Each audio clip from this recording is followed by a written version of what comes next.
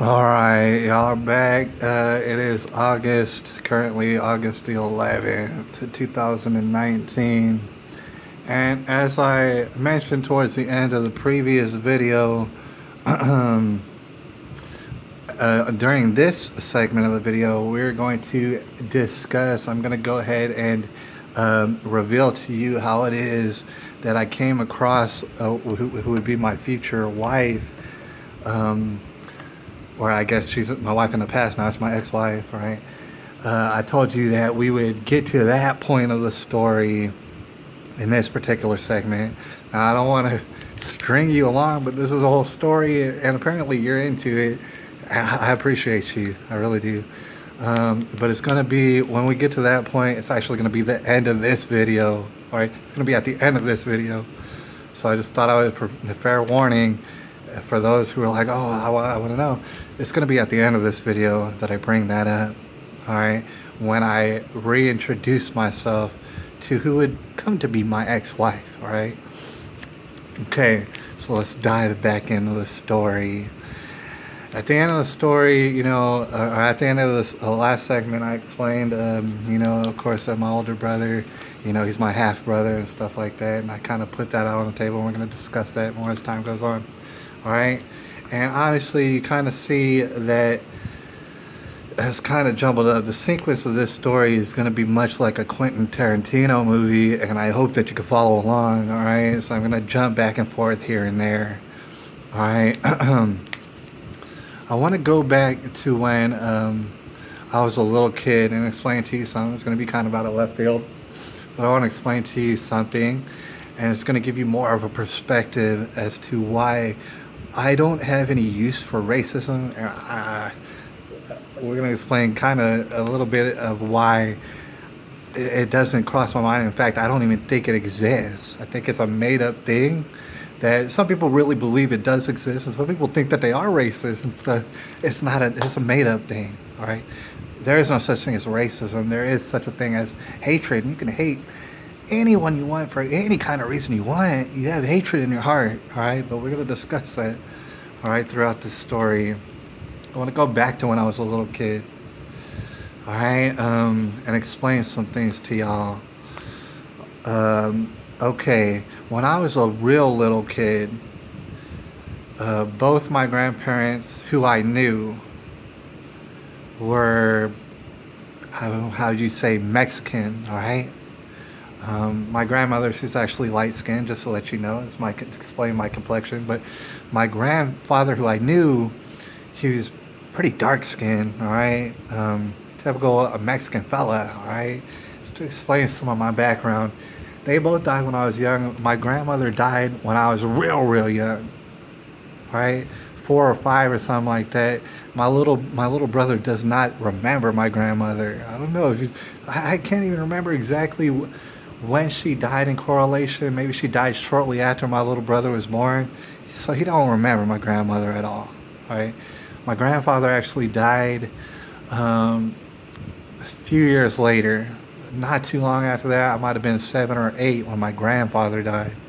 Both these individuals, my grandmother and my grandfather, they both died when I was real little. All right. And just to explain, the Mexicans, they spoke Spanish as a first language, all right? So that you know. For anybody out there who thinks that I hate Mexicans just because I believe in having border security, I don't think Donald Trump is the worst monster racist ever, all right? And yet still, I still support most of the things that he does. In fact, like 95% of the things he does and says, I support, all right? Just to get that out of the way. But I want to explain that, yeah, both of the grandparents that I knew had died when I was real young. My grandfather, the dark brown guy, he actually died complications of diabetes. All right, so diabetes, you might know San Antonio to be the world capital of diabetes. It's definitely in the running, for sure. It is widespread in San Antonio, for sure. All right, if in case you didn't know. So both my grandparents, my Mexican ones, they died when I was pretty young. They died in their 60s. All right, just to give you a kind of an idea. when they died, all right? And I don't have too much memories when I was a kid, so I have very few memories of my grandmother. I do know that I was real close with her. She actually came to live with us a little bit and stuff, so I became real close with my grandmother. The only memories that I have, and they're vague, my grandmother, just to give you a little bit of background, is me sitting on the couch with my grandmother and us watching telenovelas. Right? I never spoke Spanish. I can kind of understand it. I can get the gist of what y'all are saying. If people are speaking Spanish around me, I can basically understand what y'all are saying. I don't really know the details because I don't know the language very well. So as you can imagine, a little kid sitting with my Mexican grandmother, she's watching telenovelas a lot, and I'm watching them with her. I don't understand what the heck they're saying, you know. But that's the memories that I remember of my grandmother. I remember we were real close, right? And then of course my grandfather, he winds up dying a few years later. And just to give you a little background on him, he spoke English fairly well. Spanish was his first language. He spoke English all right and stuff, but of course he didn't read a word of English, not a word of it, right? And as far as his reading skills in Spanish, I don't know, probably not good either. I don't know, man, because I was little when he died and stuff. And to be honest, my parents never really told stories all too much, not in great detail about my grandparents, all right? So there's little details that I pretty much don't know, even about the grandparents that I knew, the Mexican ones. But I can tell you this about my grandfather. He might not have known how to read, all right? All right, just to let you know. But he did know how to build his own house, all right? Just to give you an idea of what's going on there, like he might not know how to read, but he and his brothers actually got together and built the house that my mom grew up in. All right. I have love for my grandfather. He's the only grandfather I ever knew. All right. I remember one specific memory is he would always bring us little things. He lived in a town over. It's called Castroville. It's a small town. What cost actually, it's a little tiny towns and stuff. And whenever he would come over to visit, he would bring us little things like, for example, chocolate milks. All right, he had a connection to somebody at Oak Farms, and he would get the deal on chocolate milks, and he would come and he would bring us chocolate milks. And I remember, I'll never forget it. All right, I love my grandfather. That being said, I kind of explained about them. All right, my Mexican grandparents, and I haven't brought up my Polish grandparents. All right, from out of New Jersey. That would be my father's parents. All right, he came from New Jersey, just so that y'all know. I haven't brought them up, and I can only tell you a few things about them because I never met them. All right. In fact, both of them, I understand, died before I was born. All right. But here's what I can tell you about my grandparents, and I'll talk about them actually further along in the story because it's kind of significant. I want you to remember these people. I never met them, but I want you to remember them. All right. The one of the few stories or details that I was told about my Polish grandparents is that my Polish grandfather, like I said, never met him, was an alcoholic, all right, pretty violent. These are the stories that I was told. A very violent guy and stuff, would beat up on people and this and that. And those are the stories that I would hear about him. My grandmother, I never really heard too many stories about her. And coming up as a little kid, just never heard about it. It was never brought up hardly. All right. But I come to find out later in my life that actually my Polish grandmother, who was actually born in America, she's like second generation. But out of my Polish grandparents, they were both like second generation Americans. All right. So they spoke English and stuff. They weren't from Poland. Their parents were, or their grandparents were. I forget exactly the details. I have it written down somewhere. All right. But they were Polish and they want to, get married and stuff like that. And then having, of course, my father and actually my uncle, and they're actually twins. And they were the only children between my Polish grandparents, my Polish American grandparents, if you're going to call it that. They were the only children of them, and they were twins. right? And it's going to be very significant. But I want to bring up that my grandmother on that side, my father's mother, she died. They actually both died, like I said, before I was born. But it's kind of significant to tell you that my grandmother actually died from suicide. She jumped out of a building. She jumped out of a window. All right, I'm not making that up. This is the stories that have been told. And this was, I guess when my dad and his twin brother were probably into their 20s and stuff like that. They were kind of grown at that point when my grandmother decided to jump out of a window, kill herself. All right, and just to bring it up is my uncle Willie, who I got to bring up is that's my twin, my father's twin brother. He was actually, according to him, he was the one who had to go to the place and identify his mother, who jumped out of a window. So you can imagine just how tragic that is. Right? I might bring up my Uncle Willie. I could tell a whole big long story just about my Uncle Willie and his whole journey, but I'm not going to. All right. Like I said, jumped out of a window. All right. We're going to discuss that more as time goes on later on in the story. So I never met these people. Right. Of course, I was going to be more attached to the grandparents that I did meet. All right, who were Mexicans, and in fact, just to be real brief, like at least half of the people I've known in my life are brown people. Man, they're Mexicans, if that's what you're gonna say. All right, so racism isn't. It doesn't apply. It doesn't apply. All right, so that's why I don't pay it no mind really. All right, but I wanted to get that out of the way, and we're actually gonna touch upon that. I want you to remember my grandmother, and I'm pretty sure you will.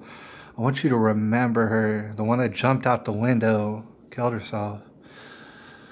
She's going to be very significant. That story is going to be very significant, but I want to touch upon that later. All right, that's just to give you a little bit of background on, me growing up and who my grandparents were and stuff like that. All right, so now we're going to jump back into the story of my life. Okay, in regards to what would become my ex-wife, Ashley. I was coming up, and as I explained in the previous segment, I had loosely known her. I was loosely acquainted with her, but she's kind of one of those unforgettable characters. All right, she was always implanted and ingrained in my head, and she always would have been had I never met her again. All right, but the last time I seen her personally was in 6th grade, as I mentioned before. And I went through high school. I went through the middle school and the rest of middle school, and then into high school.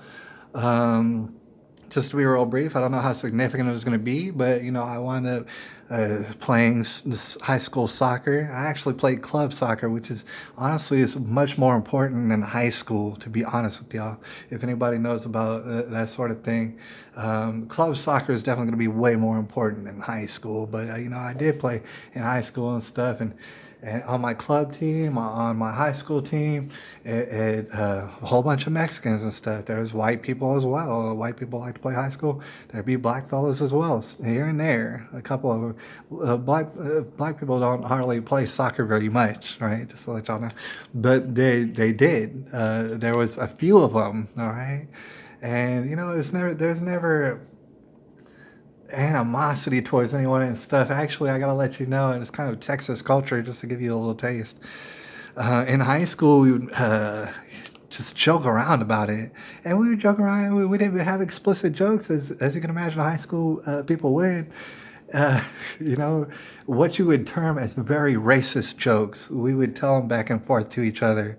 All right, it was just run of the mill, everyday type stuff. All right, so racism, as I was coming up, even up into high school, was always a joke. It never made a difference. All right, I just wanted to touch upon that a little bit.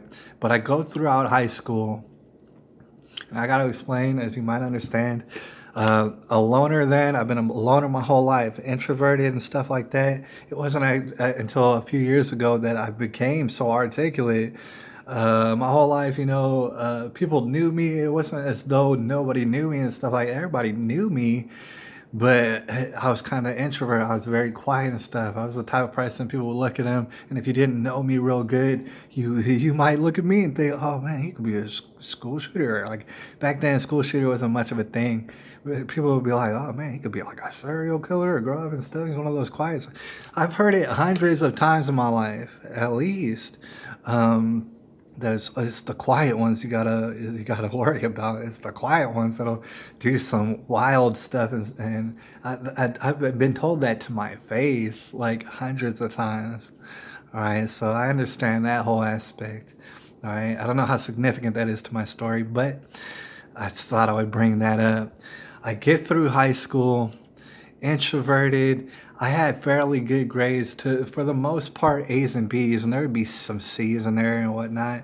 But very lazy as a student. Like I was never very studious.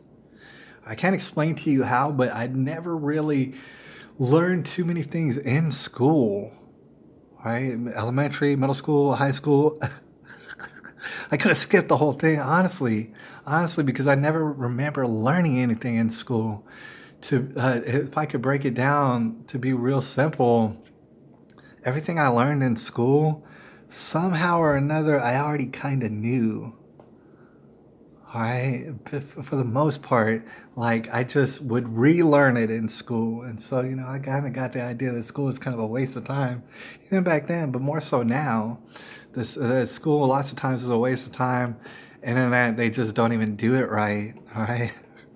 So I was a very lazy student, but I wound up graduating high school and stuff quite easily.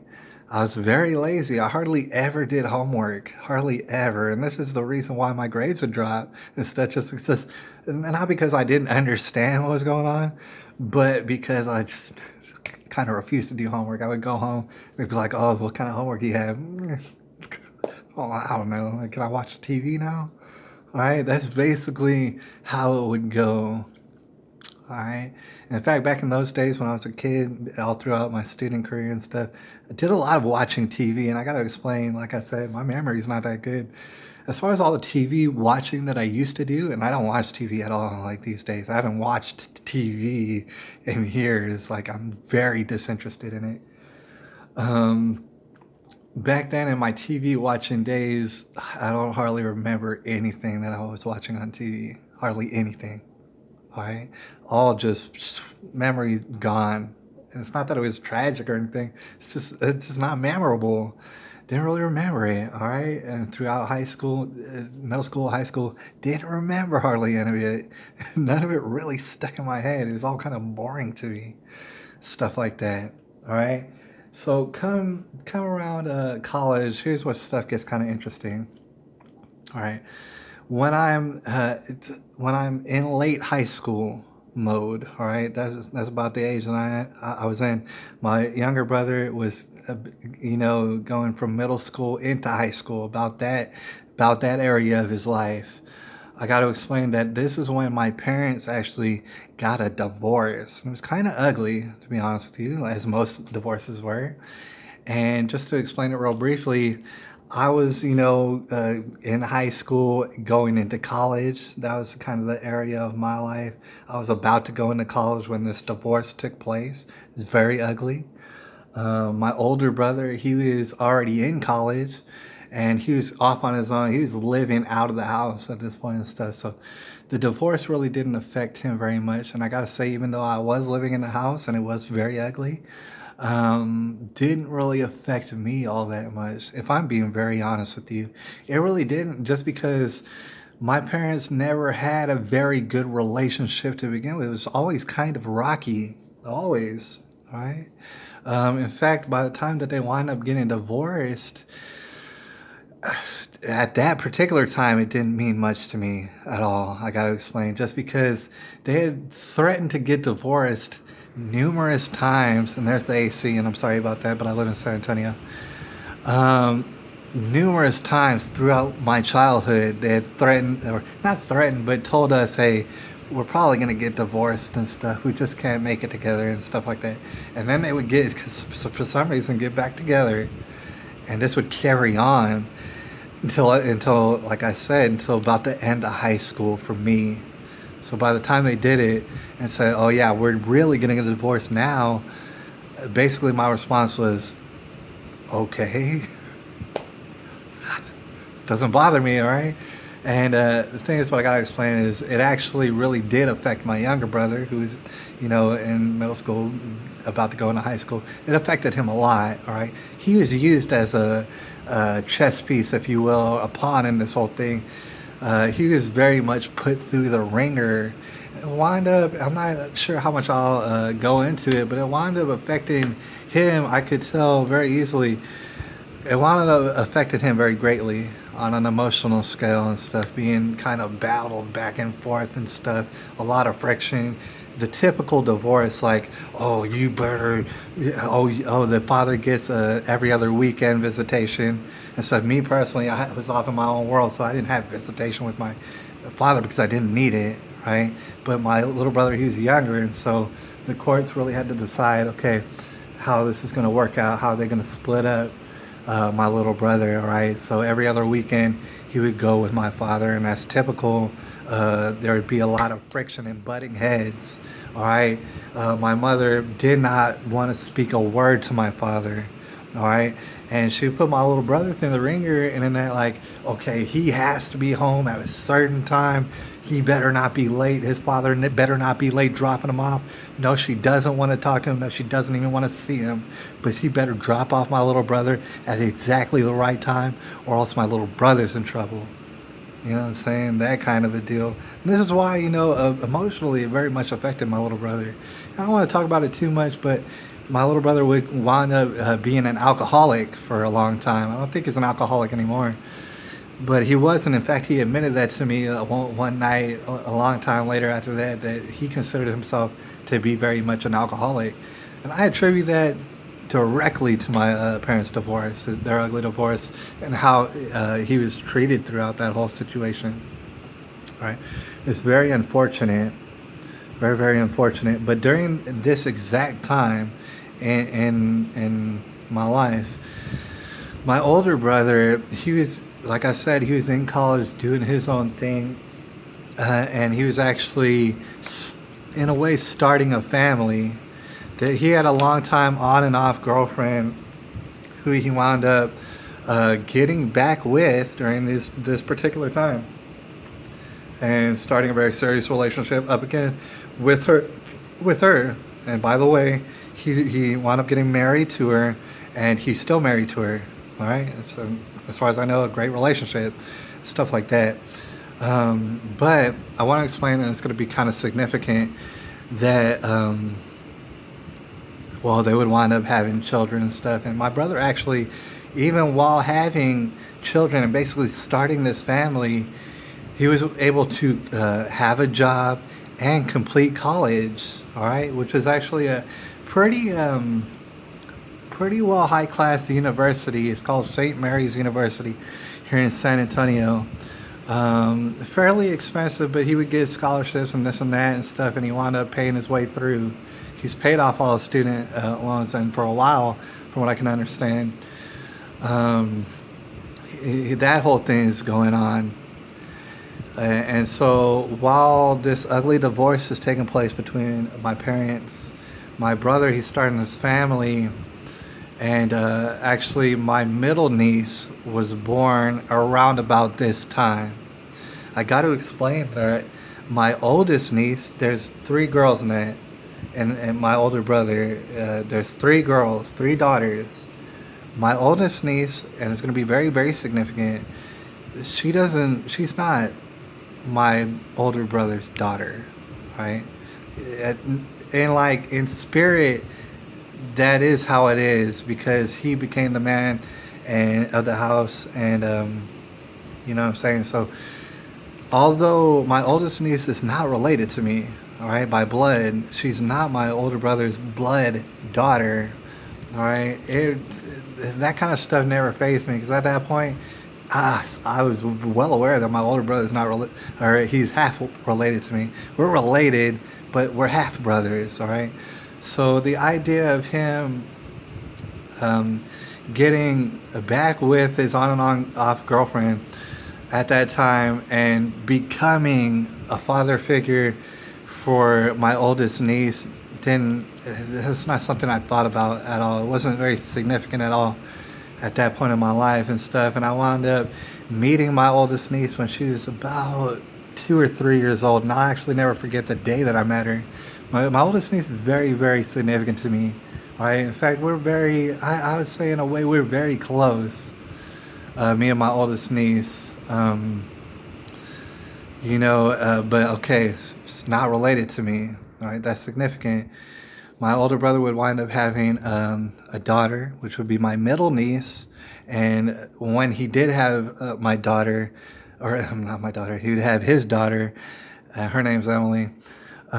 This is when I first met my eldest niece. And like I said, she's 2, 3 years old. I'll never forget it. My middle niece, I remember as a little baby.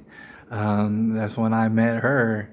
But I met my oldest niece when she's about 2 or 3 years old, and easily found a way into my heart, dude. It's like, you know what I'm saying? Very significant person to me and stuff like that. Later on, 2 or 3 years later, they wound up having another daughter, and her name is, just so you know, is Ella, and my oldest niece, her name is Alyssa. All right. Very, very significant to me. And just, I guess, to show you like an example, right here is a tattoo. You might see it sometimes, it pokes out, right? It says ER. I just thought I would bring that up because they are very, very significant to me. All three of those girls have the same initials, ER, and that's why it's on my chest. You might see it poke out of my shirt from time to time.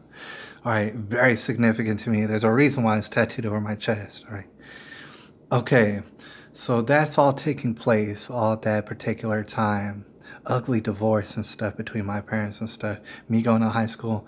I would wind up subsequently going to college, university. The thing is, I knew nothing about nothing at that particular time. Economically speaking, I had no idea, not a clue in the world. I had no idea. I had no idea where my life was going, as many kids do in high school. Not a clue, not a single clue. All right. But while my parents are going through their ugly divorce, I wind up, actually making it into college. And surprisingly enough, I wound up being accepted into the same university as my older brother. And as I explained before, he was kind of an idol to me. All right. So, okay, my older brother, he went to this university, St. Mary's University. So naturally, that's where I want to go. All right. That's just all there was to it. And the thing is, just to bring it up, that was the only college that I even applied to. All right, that's how much I knew and didn't know about going to college and stuff. That's how much I really thought about it. That was literally the only college I even applied to, was St. Mary's University, and I personally was kind of stunned that they accepted me. Because I expected to get like a decline from St. Mary's. I expected that, and then I was going to go ahead and apply to other colleges, because here's the thing. All throughout coming up in my childhood, people would be like, oh, you need to go to college, you need to go to college. It's pretty typical in that day. Oh, you got to go to college. You're going to be some sort of loser and stuff. You better go to college. So I decided, okay, I'll apply to college, all right? So I'm not a loser and I don't end up in the gutter. But I didn't know why I was going to college. I didn't know what would be my career. I had no idea what I wanted to be my career. All I know is I was supposed to apply to college, and I did. And so when they sent me an acceptance letter, I was stunned. And I didn't believe it. You might not believe it, but actually St. Mary's even put me on a scholarship, a pretty generous one at that. And mind you, I wasn't the type to do homework in high school. I was very lazy. So when I got accepted, it was kind of, like I said, surprising. And even more so that they were giving me a hefty scholarship, man. Just to describe it, I remember in the letter they called it the presidential scholarship. I don't know why it was called that, but I remember that vividly. They say, yeah, not only do we accept you because your SAT scores were pretty high. I mean, like, people did not expect me to make those type of scores on my SATs, just to let you know, all right? But I did, naturally, organically, you know what I'm saying? I made those SAT scores because I fairly was smart, all right? Believe it or not. didn't do homework and stuff like that. I was real lazy, but I made good test grades all the time. I hardly ever studied for tests, by the way. All right, I just went ahead and did it and wound up passing. All right, so St. Mary's was kind of impressed. They gave me a presidential scholarship, and just to describe that, it's basically half off tuition. All right, just to be real simple about it, at that particular time, to go to St. Mary's University was around about $20,000 a year. All right, and I'm sure it's more now. I'm positive of it. All right, $20,000 a year. All right, and they cut that in half for me. They said, "Hey, you keep a certain GPA, and we'll make it 10,000. All right, no problem, no questions asked." They didn't even, as far as playing soccer, I wasn't on that level. I was always pretty good, but I didn't get a scholarship for that. I got a scholarship for my academics. They didn't have no use for me on the soccer team. Although St. Mary's has been fairly well known for having a pretty decent soccer team. All right. So I get a scholarship, right? And I start going to college. I don't want to, I don't want to talk about it too much because it's not too significant. But I wound up getting kicked out of my house, which was my mom's house at that particular time. My parents got divorced. So my dad was off living in an apartment somewhere and stuff. I would see him from time to time, but it was no big deal. Like I didn't go visit him very much, to be honest with you. I got to explain that, throughout the divorce, before the divorce happened, when I was living with my mom and my dad, it's very rocky. In fact, my dad had some struggles with alcohol, to be honest with you. It wasn't the worst nightmare that you could think of, but he did start becoming pretty physically abusive at that particular time. Like there was definitely some instances that I remember pretty vividly of him just kind of flying off the rails and physically threatening me. Like he never really beat me as a high school student, but he got pretty close to it. He's very much on that alcohol at that point, right? So when it came to getting into college, my first year of college, as far as visiting with them, I didn't do very much of that. I didn't really care about it. All right. But there was an instance one time when I went to one of my nieces, my older brother's daughters. I went to one of their birthdays. Actually, I guess it would be my middle niece's birthday. Um, I went to a birthday party and my dad happened to be there, right? Which I didn't mind too much. It's like, I wasn't scared of him necessarily. So I went to the party and he happened to be there too. And I don't really think very much of it. But I wound up coming back from the party. And when I came back from the party to my mom's house, um, she basically said, "Get your stuff packed up and leave. I don't want you here." And at that point, it wasn't very surprising to me. And me and my mom were never really very close, right, to be honest with you. And so that wasn't very surprising to me. I was like, I guess I will. I guess I have to. And so I did wind up moving out. And I didn't move in with my father, to be honest with you. I actually wound up moving with my brother. Um, I consider him my brother El Nino, Andrew. I mentioned it before. He was my neighbor. We came up together, so we were like brothers. I wound up moving in with him and his mom back in the old neighborhood. And from there, I'd struggled to basically go to university. And me and Andrew, we wound up going to the same university, St. Mary's University. All right, so it kind of worked out that way. I moved out of the house because, I guess I wasn't welcome there and stuff. So I moved out the house and I'm living with El Nino and his mom and stuff while trying to go to university. I want to be real brief about St. Mary's is that um, I did terribly there, absolutely horribly. Not only was this kind of drama going on in my life and stuff that kind of affected me, I had to move out and I had to figure out ways to even get to school and stuff like that. So that kind of affected me. But not only that, going to university, it was just a drastic difference between high school and my whole dang school career. Right? Drastic difference. They expect you to do homework. They want you to do a whole bunch of homework and stuff. And that didn't work out. It just didn't work out. And to be real brief about it, I actually wound up working with my dad during that year. And this is my freshman year of college. This is the only year that I went to college. I wound up working for my dad in a restaurant, and I don't want to go into too much detail about it because I'm running out of time on the memory.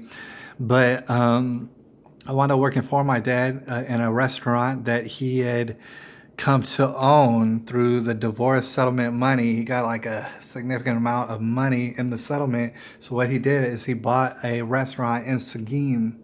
Seguin, Texas is a small town kind of outside of San Antonio. He wound up buying a small restaurant, which was his dream and stuff. He was a chef throughout my whole life, which honestly is a stupid career for the most part. We'll probably discuss that in other videos, but they hardly get paid very much to be a chef. It's not a very smart career economically unless you're going to be on television and stuff like that. Unless you're going to be in very, very fancy restaurants, it's not a good choice. I'm here to tell you. But he wound up getting a restaurant which would become a miserable failure, and it wound up going into bankruptcy. My dad is really not a businessman, to be honest, not in the slightest. He's very terrible at it. So that wound up going bankrupt. But while I was in my freshman year of college, towards the end of that freshman year, I started working at my father's restaurant. So between all the work that they wanted me to do for university and working 60, 70 hours a week at my father's restaurant in Seguin, I wound up just screwing off my whole university career. Really messed up. My GPA did terribly, and so therefore they revoked my scholarship, and they were like, dude, you're really messing up. I was like, yeah, I can feel it, I'm really messing up and stuff like that. I wound up dropping out of St. Mary's University after the first year. The next year I actually enrolled in one of these public colleges and stuff. It is called UTSA. Oh, no, I actually wound up going to Northwest Vista. I'm sorry, it's so insignificant that I forget which college I went to, but I wound up going to Northwest Vista for half a year. But during that time, I'm still working at my father's restaurant 60 hours a week. He doesn't understand that working 60 hours a week might actually affect my college career. That never really computed to him and stuff. All he knows is that he needed me for cheap labor for the most part, and I don't want to get too far into it. But he expected me to go to college and do about 60, 70 hours a week at his restaurant, which would become a miserable failure. All right. And so that never worked out. I wound up dropping out of Northwest Vista as well. All right. And that would be the end of my college career. It gave me nothing except for a whole bunch of debt that I still have today. All right. So my memory is going to run out soon. I know I promised that I was going to get to my reintroduction to my wife, who will become my ex-wife. And so I'm going to do it. All right. After college, after my brief stint in college, I wound up floundering around, having BS food service jobs, not getting paid hardly any type of money. All right. And I wound up moving into an apartment with actually my man, Andrew El Nino. We wound up getting an apartment and stuff with a few other guys, actually, as some people have done in their early days. And it was a terrible idea. All right. All sort of, I don't even say criminality, but it was kind of a rough thing. We ran with like a sort of rough crowd, I guess, during our college days. And, different scandalous things would happen and stuff. There's all sorts of stories from those times in that apartment. But it's fairly significant. All sort of reefer smoked. I mean, the king of reefer, and we might as well have been in the Choom gang, Obama's Choom gang, dude. We were smoking reefer like you wouldn't believe. All right. San Antonio is well known for people smoking reefer and stuff, man. It's almost like we invented it, you know. That was the kind of crowd we were running with. I was doing these small food service jobs and stuff like that, getting paid hardly no money.